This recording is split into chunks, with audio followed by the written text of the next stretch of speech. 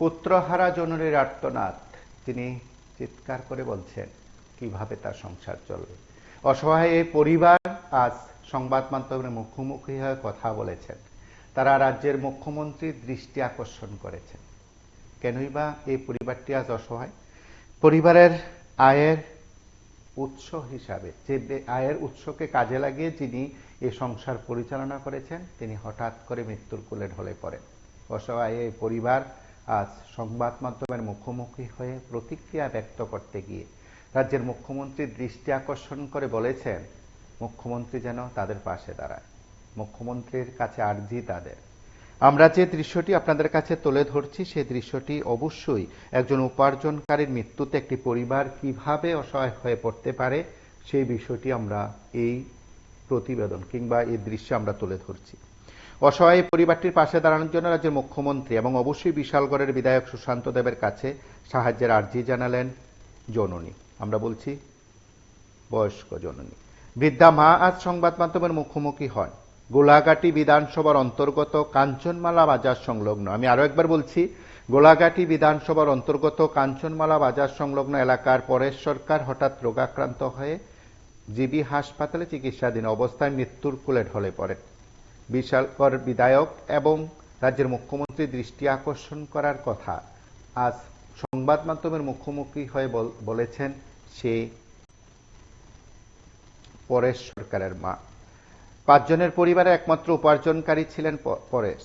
তার মৃত্যুতে বৃদ্ধা মা ঝুলন সরকার সহ তার স্ত্রী, ছোট ছোট সন্তানরা আজ অসহায় হয়ে পড়েছেন এবং তারা কিভাবে বাঁচবেন মূলত তা নিয়ে ভাবছেন। আচমকা পরিবারের উপার্জনকারী পরেশ সরকারের মৃত্যুতে গোটা পরিবার অসহায় হয়ে পড়েছে। পরেশ সরকারের মা ঝুলন সরকার এবং বার্ধক্যজনিত কারণে তিনিও তার মতন করে যে কাজ করতে পারবেন, উপার্জন কিছু করতে পারবেন, সেটা অসম্ভব নয়। পরেশ সরকার ছাড়া তাদের পরিবারে অর্থ উপার্জন করার আর দ্বিতীয় কোনো ব্যক্তি নেই, সেইভাবে বলা হয়েছে, তাদের দাবি সেটা। সেদিক থেকে সংবাদ মাধ্যমের মুখোমুখি হয়ে তারা মুখ্যমন্ত্রীর দৃষ্টি আকর্ষণ করার পাশাপাশি বিশালগড়ের বিধায়কেরও দৃষ্টি আকর্ষণ করেছেন। অসহায় পরিবারের সদস্যরা কিভাবে আছেন তার দৃশ্য খানিকটা আপনারা দেখেছেন।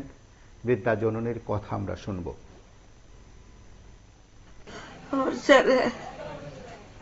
আজকে মারা গেছে না? আপনার পরিবারের কেউ নেই, আমার এক পুত্রী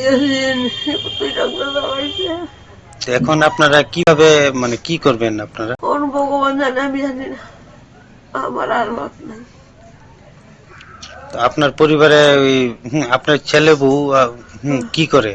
কিচ্ছু না, বউ তো মরে মরে অসুস্থ। দুইটা নাতনি। মানে আপনার যে 2 নাতিন আছে, মানে তারা কি স্কুলে পড়াশোনা করে? লক্ষ্মী ছাড়া নাতিনটা পড়া চালাইয়াম না, আমি ফেট বাজাইয়াম, কোন দিকে যাইয়াম? এখন কি চাইতেছেন? তোমরা সাহায্য করলে আমি বাঁচি, জানে গেছে।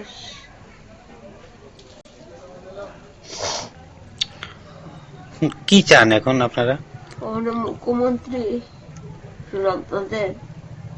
তারা যদি কোন সমাজ দিকে চায় বাঁচাইতে পারবো, আনলে আমার আর বাঁচানোর রাস্তা নেই।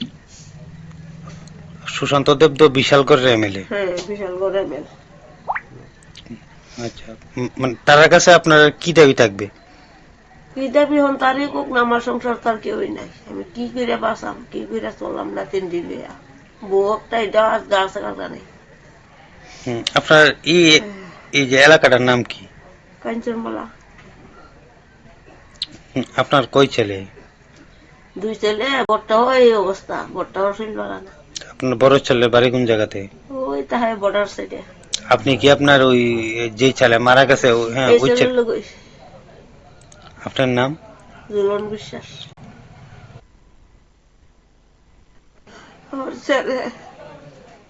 আজকে মারা গেছে না? হ্যাঁ। আপনার পরিবারের কেউ নেই, আমার এক পুত্রী এখন আপনারা কিভাবে মানে কি করবেন আপনারা? কোন ভগবান জানে, আমি জানি না, আমার আর মত নাই। আপনার পরিবারে আপনার ছেলে বউ কি করে? কিচ্ছু না, বহুত মরে মরে। অসুস্থ? দুইটা নাতনি ছোট ছোট। মানে আপনার এই যে দুই নাতিন আছে, মানে তারা কি স্কুলে পড়াশোনা করে? আর তিনজন পরে লক্ষ্মী ছাড়া এই অন্য নাতিনটা পড়া চালাইয়াম না আমি ফেট বাজাইয়াম, কোন দিকে যাইয়াম? তো এখন কি চাইতেছেন? তোমরা সাহায্য করলে আমি বাঁচি, আনে শেষ।